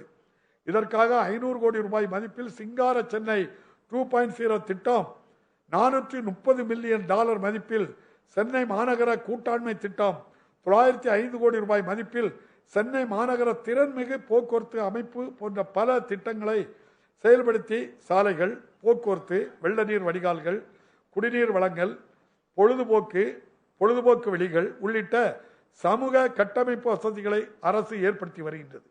அடுத்த 10 ஆண்டுகளில் தமிழ்நாட்டை குடிசைகளற்ற மாநிலமாக மாற்ற வேண்டும் என்பதே மாண்புமிகு முதலமைச்சர் அவர்களின் தொலைநோக்கு திட்டமாகும். குடிசைகளை மாற்றுவது மட்டுமல்லாமல் குடிசைகளில் வாழும் மக்களின் வாழ்விடத்தையும் வாழ்க்கை தரத்தையும் உயர்த்துவது என்ற அரசின் நோக்கத்தை எடுத்துக்காட்டும் வகையில் தமிழ்நாடு குடிசை பகுதி மாற்று வாரியத்தின் பெயர் தமிழ்நாடு நகர்ப்புற வாழ்விட மேம்பாட்டு வாரியம் என மாற்றப்பட்டுள்ளது. நகர்ப்புற ஏழைகள் குறைந்த விலையில் குடியிருப்புகளை பெறும் வகையில் பயனாளிகளின் பங்களிப்பு தொகை குறைக்கப்பட்டுள்ளது. மேலும் இத்தொகையை எளிதாக தவணை முறையில் செலுத்தவும் வழிவகை செய்யப்பட்டுள்ளது. குடியிருப்போர் நல சங்கங்களின் ஈடுபாட்டுடன் குடியிருப்புகளை முறையாக பராமரிப்பதை உறுதி செய்ய நம் குடியிருப்பு நம் பொறுப்பு என்ற திட்டம் அரசால் செயல்படுத்தப்பட்டு வருகின்றது. பொருளாதாரத்தையும் சமூக வளர்ச்சியையும் உயர்த்துவதற்கு மாநிலத்தில் உள்ள சாலைகளின் கட்டமைப்பு வலுப்படுத்துவதில் இந்த அரசு கவனம் செலுத்துகிறது. முதலமைச்சரின் சாலை மேம்பாடு திட்டத்தில் இந்த ஆண்டில் 2989 கோடி ரூபாய் மதிப்பீட்டில் 894 கிலோமீட்டர் சாலைகளை அகலப்படுத்தவும் பணிகள் மேற்கொள்ளப்படும். சென்னை பெருநகரில் போக்குவரத்து நெரிசலை குறைப்பதற்காக 407 கோடி ரூபாய் மதிப்பீட்டில் பரங்கிமலை மேடவாக்கம் சாலை சந்திப்பில் கீழ்ப்பாலம், பரங்கிமலை பூந்தமல்லி ஆவடி சாலையில் பல்வழி மேம்பாலம், மத்திய கைலாச சந்திப்பில் மேம்பாலம் என 3 முக்கிய திட்டங்களுக்கு அரசால் ஒப்புதல் அளிக்கப்பட்டுள்ளது. மாண்புமிகு முதலமைச்சர் அவர்களால் அறிவிக்கப்பட்ட மகளிருக்கு இலவச பேருந்து பயண திட்டத்தினால் கடந்த 4 மாதங்களில் மகளிர் பயணிகளின் எண்ணிக்கை 40% இருந்து 61% உயர்ந்துள்ளது. மகளிரிடையே பெரும் வரவேற்பை பெற்றுள்ள இத்திட்டம் பெண்களின் சமூக பொருளாதார முன்னேற்றத்திற்கு வழிவகை செய்யும். ஒருங்கிணைந்த பன்முறை நகர போக்குவரத்து வசதிகளை உறுதி செய்வதற்கும் பயணிகளுக்கு செல்லிடம் வரை போக்குவரத்து இணைப்பை வழங்கவும் சென்னை மெட்ரோ ரயில் நிலையங்களிலிருந்து நகரின் பல்வேறு பகுதிகளுக்கு சிற்றுந்து சேவை தொடங்கப்பட உள்ளது. தமிழ்நாட்டின் பார்வோற்றும் வரலாறு, செழுமையான பண்பாடு, இயற்கை வளங்களின் அழகியல் ஆகியவற்றை முன்னிலைப்படுத்துவதன் வாயிலாக மாநிலத்தின் சுற்றுலா மூலம் பொருளாதாரம் பொலிவு பெறுவதற்கான திட்டம் அரசால் வகுக்கப்படும். இந்த ஆண்டு சாகச சுற்றுலாவை உள்ளடக்கிய புதிய சுற்றுலா கொள்கை வெளியிடப்படும். கொரோனா நோய் தொற்றினால் பெற்றோர் இருவரையும் இழந்த குழந்தைகளின் எதிர்காலத்தை உறுதி செய்ய ஒவ்வொரு குழந்தைகளுக்கும் 5 லட்சம் ரூபாயை தமிழ்நாடு மின்விசை நிதி மற்றும் அடிப்படை வசதி மேம்பாட்டு நிறுவனத்தில் வைப்பு தொகையாக அரசு வைத்து வருகின்றது. வைப்பீடு செய்யப்பட்ட அத்தொகை குழந்தைகள் 18 வயதை எட்டும் போது அவர்களுக்கு வட்டியுடன் வழங்கப்படும். இத்திட்டத்தின் வாயிலாக 287 குழந்தைகள் பயன்பெற்றுள்ளன. கொரோனா நோய் தொற்றினால் பெற்றோரில் ஒருவரை இழந்த குழந்தைகளுக்கு 3 லட்சம் ரூபாய் உடனடியாக நிவாரணமாக வழங்கப்படுகின்றது. இத்திட்டத்தில் இதுவரை 7513 குழந்தைகள் பயனடைந்துள்ளனர். பாலியல் குற்றங்களில் இருந்து குழந்தைகளை பாதுகாக்கும் சட்டம் 2012 கீழ் நிவாரணம் வழங்கப்பட்ட குழந்தைகளுக்கு மறுவாழ்வு அளிக்கவும் இழப்பீட்டு தொகை வழங்கவும் தமிழ்நாடு பாதிக்கப்பட்ட குழந்தைகளுக்கான இழப்பீட்டு நிதி என்ற ஒரு சிறப்பு நிதியை அரசு உருவாக்கியுள்ளது. இதன் மூலம் இதுவரை 103 குழந்தைகளுக்கு 2 கோடி ரூபாய் நிவாரணம் வழங்கப்பட்டுள்ளது. குழந்தைகளுக்கு எதிரான பாலியல் குற்றச் செயல்களில் ஈடுபடுவோர் மீது இந்த அரசு கடும் நடவடிக்கைகள் மேற்கொண்டு வருகின்றது. மகளிரின் மேம்பாட்டிற்காக முத்தமிழறிஞர் கலைஞர் அவர்களால் 1989 ஆண்டின் நாட்டிற்கே முன்னோடியாக தருமபுரி மாவட்டத்தில் மகளிர் சுய உதவிக்குழு இயக்கம் தொடங்கப்பட்டது. அந்த விதை இன்று ஆள்போல் தலைத்து மாபெரும் இயக்கமாக உருவெடுத்துள்ளது. இந்த நிதியாண்டில் 4,02,829 உறுப்பினர்களை கொண்ட 29,425 புதிய மகளிர் சுய உதவி குழுக்கள் அமைக்கப்பட்டுள்ளன. இந்த ஆண்டு 20,000 கோடி ரூபாய்க்கு மேலாக சுய உதவி குழுக்களுக்கு வங்கிக் கடன்கள் வழங்கப்படுவதை இந்த அரசு உறுதி செய்யும். இதுவரை 1,83,096 சுய உதவி குழுக்களுக்கு பல்வேறு வங்கிகள் மூலம் 14,872 கோடி ரூபாய் கடன் வழங்கப்பட்டுள்ளது. அனைத்து சாதியினரும் அர்ச்சகர்கள் ஆக வேண்டும் என்ற தந்தை பெரியார், முத்தமிழறிஞர் கலைஞர் ஆகியோரின் கனவை நனவாக்கும் வகையில் பல்வேறு சாதிகளைச் சேர்ந்த பயிற்சி பெற்ற அர்ச்சகர்களுக்கு பணி நியமன ஆணைகள் இந்த அரசு வழங்கியுள்ளது. இந்த அரசு பொறுப்பேற்ற பின் திருக்கோயில்களுக்கு சொந்தமான சுமார் 1,628.61 கோடி ரூபாய் மதிப்பில் 432.82 ஏக்கர் பரப்பளவு ஆக்கிரமிப்பு நிலங்கள் மீட்கப்பட்டுள்ளன. ஒரு கால பூஜை திட்டத்தில் 12,959 கோயில்களில் பணியாற்றும் அர்ச்சகர்களுக்கு மாதாந்திர ஊக்கத்தொகையாக 1000 ரூபாய் வழங்கும் திட்டம் தொடங்கப்பட்டுள்ளது. கோயில்களிலும் கோயில்களுக்கு சொந்தமான திருமண அரங்குகளிலும் மாற்றுத்திறனாளிகளின் திருமணங்களுக்கு கட்டணம் ஏதும் வசூலிக்கப்படாது என அரசு உத்தரவிட்டுள்ளது. கோயில்களின் வரலாறு, கட்டடக்கலை, பக்தி இலக்கியங்கள் உள்ளிட்ட செந்தமிழ் இலக்கியங்கள் குறித்த புத்தகங்களை வெளியிடுவதற்கு நவீன வசதிகளுடன் பதிப்பக பிரிவு இந்து சமய அறநிலைத்துறையால் அமைக்கப்படும். கோயில்களிலும் மடங்களிலும் கிடைக்கப்பெறும் அரிய பனை ஓலை சுவடிகளை பாதுகாப்பதற்கான நடவடிக்கைகள் மேற்கொள்ளப்படும். கோயில்களின் வரலாறு, மரபு, பண்பாடு, தமிழ்மொழி தொடர்பான நூல்கள் போன்றவற்றை காட்சிப்படுத்தும் புத்தக கடைகளே முக்கிய கோயில்களில் அமைத்திட ஊக்குவிக்கப்படும். இந்து சமய அறநிலைத்துறையின் கட்டுப்பாட்டில் உள்ள பாழடைந்த திருக்கோயில்களை பழமை மாறாமல் புதுப்பிக்கவும் புனரமைத்து பாதுகாத்திடவும் உரிய ஆலோசனைகளை வழங்கிட மிகுந்த அனுபவம் வாய்ந்த மத்திய மாநில தொல்லியல் துறைகளிலிருந்து ஓய்வு பெற்ற அலுவலர்கள் தொல்லியல் ஆலோசகர்களாக நியமனம் செய்யப்பட்டுள்ளனர். திருக்கோவில் நிலங்களை மீட்டெடுப்பதிலும் திருக்கோவில் சொத்துக்களை சிறப்பாக மேலாண்மை செய்வதிலும் இந்த அரசு மேற்கொண்டுள்ள பல்வேறு முனைப்பான நடவடிக்கைகளை நான் மனமாற பாராட்டுகிறேன். அண்மையில் தமிழ்நாடு தொல்லியல் துறைகளால் மேற்கொள்ளப்பட்ட ஆய்வில் தன்பொருணை என்று அழைக்கப்பட்ட தாமிரபரணி ஆற்றங்கரை நாகரிகமானது 3200 ஆண்டுகளுக்கு முற்பட்டது என அறிவியல் ரீதியாக உறுதி செய்யப்பட்டுள்ளது. ஆதிச்சநல்லூர், சிவகலை, கொற்கை உள்ளிட்ட பகுதிகளில் மேற்கொள்ளப்பட்ட அகழ் ஆய்வுகளின் போது கிடைத்த அரிய பொருட்களை அழகுற காட்சிப்படுத்தும் விதமாக நவீன வசதிகளுடன் கூடிய அருங்காட்சியகம் அமைப்பதற்கான பணிகள் விரைவில் தொடங்கப்பட உள்ளன. தொல்லியல் களங்களை பாதுகாக்கும் வகையில் தொல்லியல் களங்களிலும் முக்கியத்துவம் வாய்ந்த தொல்லியல் இடங்களை சுற்றியுள்ள பகுதிகளிலும் சுரங்க நடவடிக்கைகளை மேற்கொள்ள அரசு தடை விதித்துள்ளது. சமூகத்தில் உள்ள ஒவ்வொரு நபருக்கும், குறிப்பாக சமூகத்தின் விளிம்பு நிலையில் உள்ளோருக்கு சுயமரியாதை, கண்ணியம் மற்றும் சமூக நீதியை உறுதிப்படுத்துவதே திராவிட இயக்கத்தின் அடிப்படை சித்தாந்தம். மாண்புமிகு முதலமைச்சர் அவர்கள் நரிக்குறவர், இருளர் ஆகியோரின் குடும்பங்கள் இருப்பிடத்திற்கே சென்று அவர்களுடைய தேவைகளை நிறைவேற்றியது போன்ற செயல்கள் விளிம்பு நிலையில் உள்ளோர் மீது அவர் வைத்திருக்கும் தனிப்பட்ட அக்கறையை வெளிப்படுத்துகின்றது. பட்டியலின பழங்குடி மக்கள் உரிமைகளை பாதுகாப்பதற்காக தன்னாட்சி அதிகாரங்களுடன் சட்டப்படி அமைக்கப்பட்ட தமிழ்நாடு ஆதிதிராவிடர் மற்றும் பழங்குடியினருக்கான மாநில ஆணையத்தை அரசு உருவாக்கியதன் மூலம் அவர்களின் நீண்டகால கோரிக்கையை நிறைவேற்றப்பட்டுள்ளது. ஆதிதிராவிடர், பழங்குடியினர், பிற்படுத்தப்பட்டோர், மிகவும் பிற்படுத்தப்பட்டோர், சீர்மரபினர் பிரிவுகளை சார்ந்த மாணவர்களின் நலன் கருதி அவர்களுக்கு அளிக்கப்படும் சலுகைகளை உயர்த்துதல், புதிய விடுதிகளுக்கு ஒப்புதல் அளித்தல், புதிய பயிற்சி திட்டங்களை தொடங்குதல் போன்ற பல்வேறு நடவடிக்கைகளை இந்த அரசு எடுத்துள்ளது. மாண்புமிகு முதலமைச்சர் அவர்களின் இடையறா முயற்சியின் பயனாக இளநிலை மற்றும் நிறைநிலை மருத்துவ படிப்புகளில் அகில இந்திய அளவிலான இடஒதுக்கீட்டில் இதர பிற்படுத்தப்பட்டோருக்கு OBCSக்கு 27% இடஒதுக்கீடு சாத்தியமானது. இது போன்ற அனைத்து தொழில் படிப்புகளிலும் அகில இந்திய அளவில் இதர பிற்படுத்தப்பட்டோருக்கு 27% இடஒதுக்கீட்டை உறுதி செய்ய தேவையான நடவடிக்கைகளை இந்த அரசு மேற்கொள்ளும்.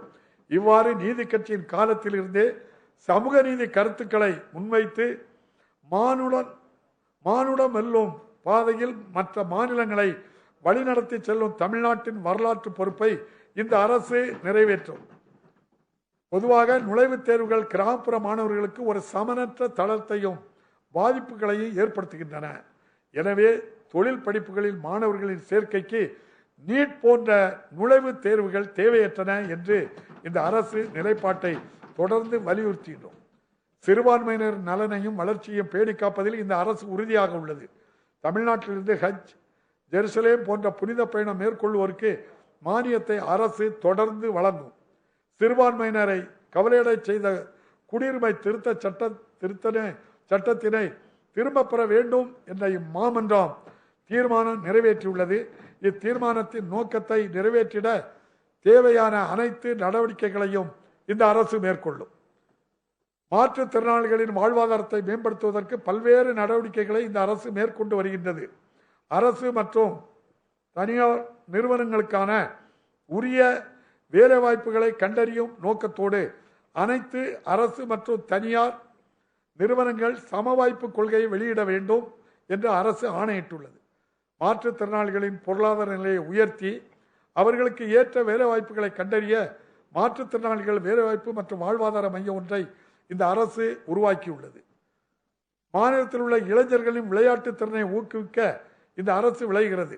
உலக அளவில் நம் மாநில விளையாட்டு வீரர்கள் பங்கேற்பதை ஊக்குவிக்கும் வகையில் டோக்கியோவில் நடைபெற்ற பாரா ஒலிம்பிக் போட்டியில் வெள்ளிப்பதக்கம் வென்ற திரு மாரியப்பன் தங்கவேல் அவர்களுக்கு மாண்புமிகு முதலமைச்சர் அவர்கள் 2 கோடி ரூபாய் ரொக்க பரிசையும் பணி ஆணையையும் வழங்கியுள்ளார்கள். தமிழ்நாட்டின் பாரம்பரிய விளையாட்டான சிலம்பாட்டத்தினை பாதுகாக்கவும் ஊக்குவிக்கவும் விளையாட்டு வீரர்களுக்கான அரசு பணி இடஒதுக்கீட்டில் சிலம்பாட்டமும் சேர்க்கப்பட்டுள்ளது.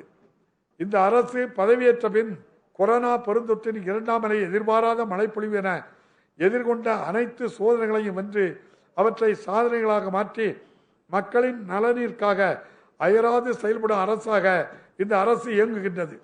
இதே வேகத்துடனும் துல்லியத்துடனும் ஒவ்வொரு நாளும் செயல்படுவோம் என்று உறுதியேற்கிறோம். சுயமரியாதை, சமூக நீதி, சமத்துவம், பகுத்தறிவு, அன்புடைமை போன்ற தத்துவங்களை இந்த அரசு கடைபிடித்து வருகின்றது. தந்தை பெரியார், அண்ணல் அம்பேத்கர், பெருந்தலைவர் காமராஜர், பேரறிஞர் அண்ணா, முத்தமிழறிஞர் கலைஞர் ஆகிய உன்னதமான தலைவர்களின் சிந்தனைகள் இந்த அரசின் வழித்தடத்தை தீர்மானிக்கின்றன. மக்களின் எதிர்பார்ப்புகளையும் கனவுகளையும் தொடர்ந்து நிறைவேற்றி இந்தியாவிலேயே மிகச் சிறப்பாக நிர்வகிக்கப்படும் மாநிலம் மட்டுமின்றி தெற்காசிய நாடுகளுக்கே முன்னுதாரணமாக நமது மாநிலத்தை உருவாக்குவோம். மீண்டும் உங்கள் அனைவருக்கும் என் பொங்கல் நல்வாழ்த்துக்களை தெரிவித்துக் கொண்டு காலத்தை வென்ற மகாகவி பாரதியாரின் கவிதை வரிகளுடன் என் உரையை நிறைவு செய்கிறேன். வாழிய செந்தமிழ், வாழ்க நற்றமிழர், வாழிய பாரத மணித்திருநாடு. நன்றி, வணக்கம்.